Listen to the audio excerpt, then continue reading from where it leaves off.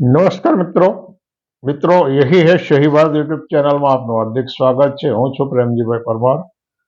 મિત્રો એક અગત્યના વિષયની ચર્ચા કરવી છે, પણ એ ચર્ચા કરતા પહેલા થોડીક સ્પષ્ટતા કરી લઈએ। કુદરતે અથવા તો જેને ભગવાન કહો છો, તમે જે દેવી પરિબળ માનો છો અથવા તો કંઈક એથી પણ વિશેષ માનો છો, એવા કુદરતે તમને મને દરેકને વિચારવાની શક્તિ આપી છે, બુદ્ધિ આપી છે।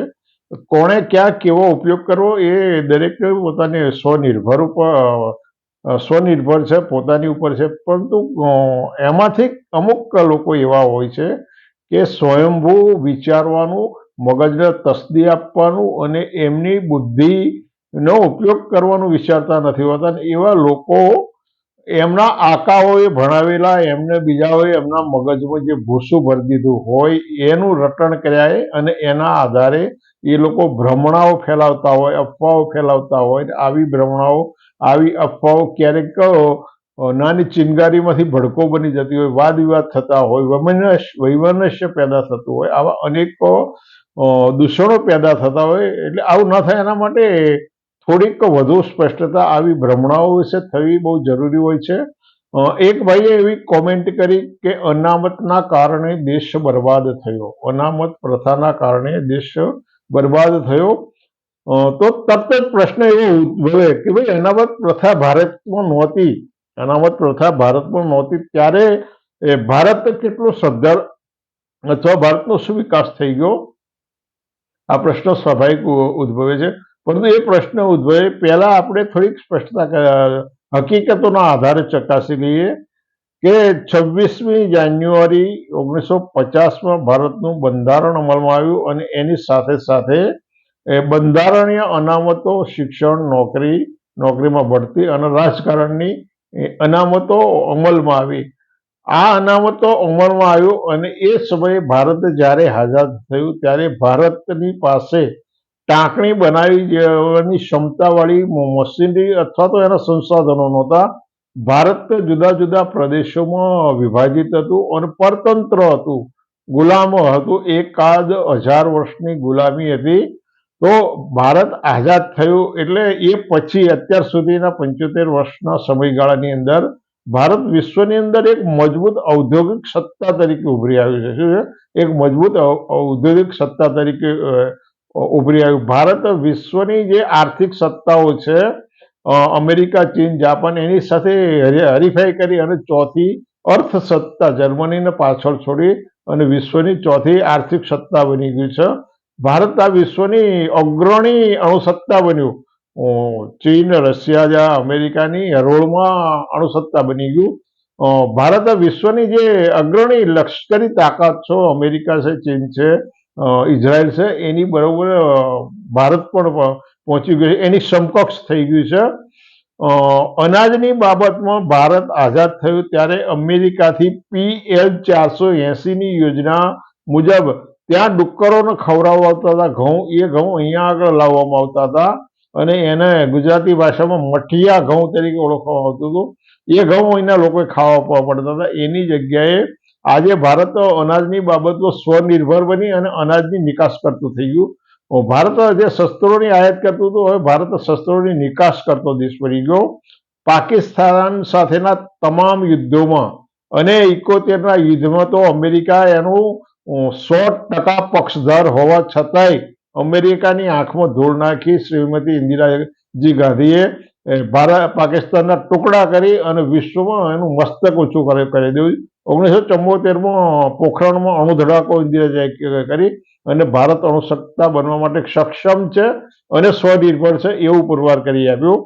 લાખો ડોક્ટરો અને લાખો એન્જિનિયરો થયા। વિદેશી હુંડિયામણની બાબતમાં ભારત આજે સ્વનિર્ભર છે।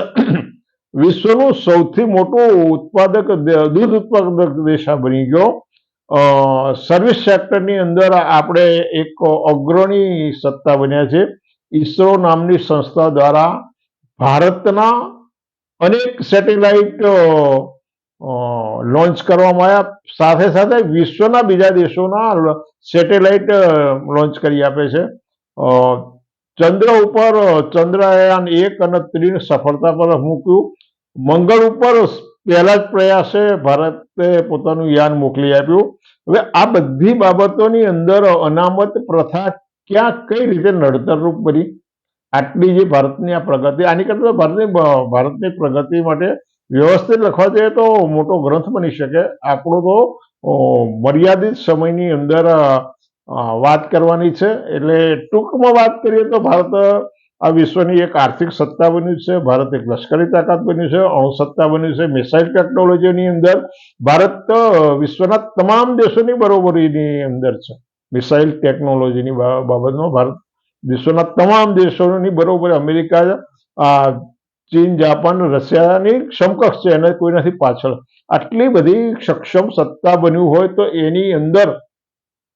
એની અંદર કોઈ રીતે અનામત પ્રથા અડખેલી રૂપ બની અથવા એનાથી શું નુકસાન થયું? અનામત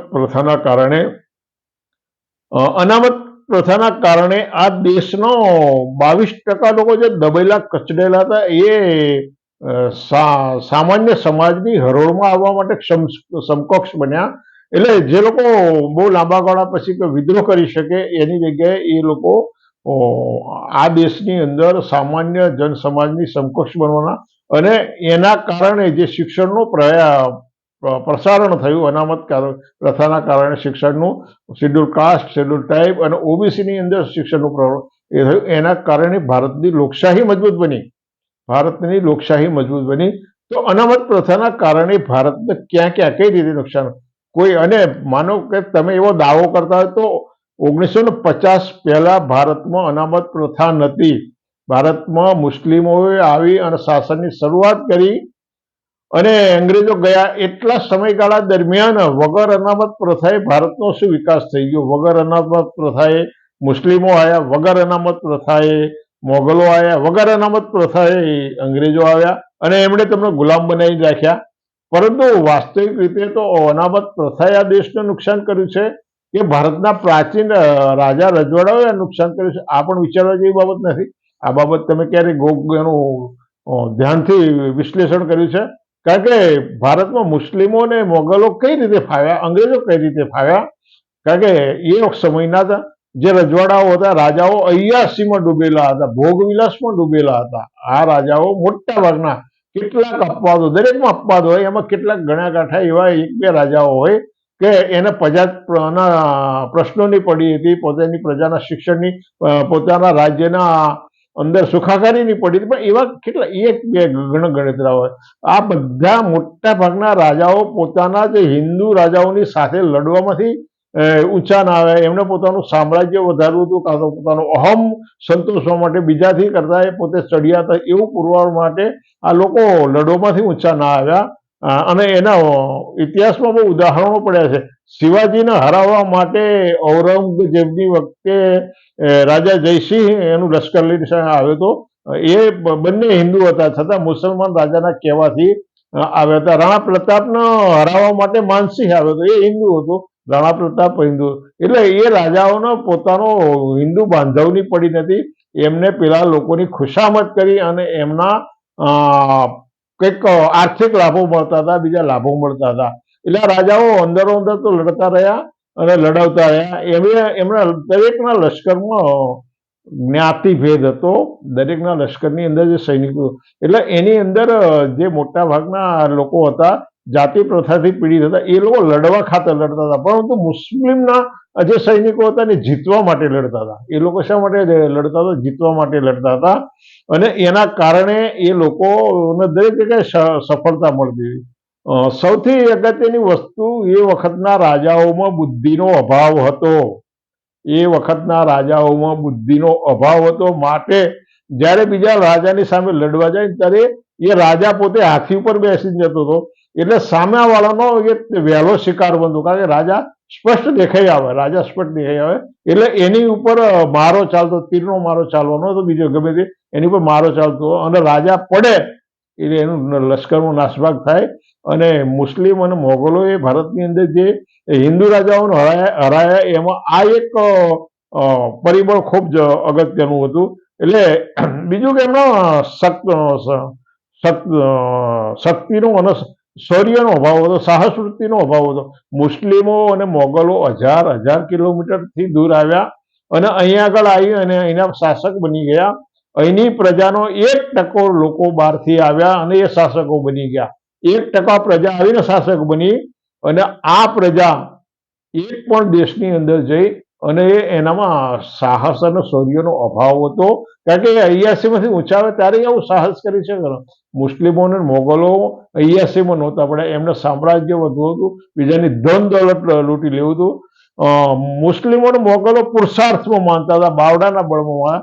હિન્દુ રાજાઓ નસીબમાં માનતા, દેવી દેવતાઓ માનતા હતા, માતા માતા, એના આધારે વિજય મળશે એવી મનોકાંક્ષા રાખતા. જ્યારે એ યુદ્ધમાં નીકળે ત્યારે માતાઓની માનતા છે. અને આ બધા જ રાજાઓ પોતાની દેવી કુળદેવીને મનાઈ નીકળ્યા પછી એ હાર્યા નહોતા એવું નહોતું બન્યું. ઘણા બધા હારી ગયા, કેમ હારી ગયા? અને મુસ્લિમોના સહાયક બન્યા. પાછા આ જ લોકો, આ જ રાજાઓ મુસ્લિમોના સહાયક બન્યા, મોગલોના સહાયક બન્યા, એમના ખંડિયા બન્યા અને એમના કુર્નિશો બજાવવા માટે, એમના થોડાક લાભો માટે એમના ખંડિયા બની અને એમની કુર્નિશો બનાવી. અંગ્રેજોના ખંડિયા બન્યા અને અંગ્રેજોએ તો વળી પાછા એમને ચાપલુસીના બદલાની અંદર અનેક પ્રકારના જુદા જુદા એવોર્ડ આપ્યા છે. ભારતના રાજાઓને અનેક પ્રકારના એવોર્ડ, તમે આ દેશના માલિક હતા એની જગ્યાએ બીજો માણસ તમારો માલિક બને અને એમાં તમને એવોર્ડ આપે, તમને ખિતાબ આપે. અંગ્રેજોએ બહારથી આવી અને ભારતના રાજાઓને ભણવા માટે કોલેજો સ્થાપી. આ કેટલી બધી નબળાઈ કહેવાય. અંગ્રેજોએ બહારથી આવી અને ભારતના રાજકુમારો, અને આજે પણ રાજકોટની અંદર રાજકુમારો કોલેજ હયાત છે, એ અંગ્રેજોએ સ્થાપેલી છે. એટલે ભારતની બરબાદીના મૂળમાં તો પ્રાચીન સમયના રાજાઓ રજવાડાઓ, કેટલાક અપવાદો સિવાયના રાજાઓ અને રજવાડાઓ જવાબદાર હતા. એટલે મિત્રો, તમે જે કંઈ અફવાઓ ફેલાવતા હોય એ અફવાઓ છે ને એકદમ આધાર સાથે ફેલાવવી જોઈએ. તમારે એની સાથે એના તથ્યો રજૂ કરવા જોઈએ કે ભાઈ અનામતના કારણે આ દેશ બરબાદ થયો, પરંતુ અનામતના કારણે દેશ બરબાદ નથી થયો. અનામતના કારણે આ દેશનો ઘણો બધો વિકાસ થયો છે અને અનામત નહોતી ને ત્યારે આ પરિસ્થિતિ નિર્માણ થઈ હતી. પરંતુ એ સમયે જે રજવાડાઓ હતા ને એમનામાં જે આ પરિસ્થિતિ, એના કારણે શું થયું કે ભારત એક સંયુક્ત પ્રદેશ છે ને એવી ભાવના ના વિકસી.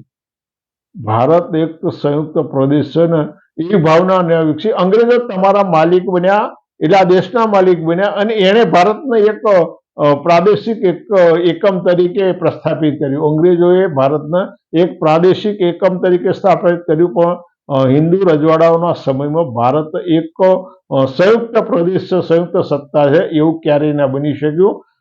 એ વખતના જે સંસાધનો હતા, માલ મિલકત હતી, અંદરો અંદર લડવામાં, ઝઘડવામાં જયું અને વિદેશી આક્રમણો સામે સામૂહિક રીતે પ્રતિરોધ ના કરી શક્યા. પણ એક હિન્દુ રાજા સામે મુસ્લિમ કે મોગલ લડતો હોય ત્યારે બીજો હિન્દુ રાજા જોઈ રહ્યો કે ભલે મરતો, પોતાના બાંધવ હિન્દુ રાજા પ્રત્યેનો પૂર્વગ્રહ, પોતાના મગજમાં રહેલી સામંતશાહી માનસિકતાના કારણે પોતાના બંધુઓને હારતા જોયા અને એના કારણે આ બધા કારણોસર આ દેશની અધોગતિ થઈ છે. એટલે મિત્રો, તમે જે કંઈ અફવાઓ ફેલાવો એ અફવાઓ તથ્ય અને હકીકતો આધારે પુરાવા સાથે રજૂ કરશો તો વધારે સારું છે. તો તમે આ દેશના કલ્યાણમાં થોડું ઘણું યોગદાન આપી શકશો એવું માનવું છે. અને મિત્રો, તમે જે સાંભળો છો તમને યોગ્ય લાગતું હોય તો ચેનલને વધુ સબસ્ક્રાઈબ કરો, લાઈક કરો અને આવા ભ્રમણાઓ ફેલાવનારો તમે ખંડન ના કરતા હોય, પણ જે લોકો અમારી જેવા ખંડન કરતા હોય એને માત્ર લાઈક કરી, કોમેન્ટ કરી અને એને પ્રોત્સાહન આપવું જોઈએ. ફરી મળીશું ચલો આ જ વિષય ઉપર.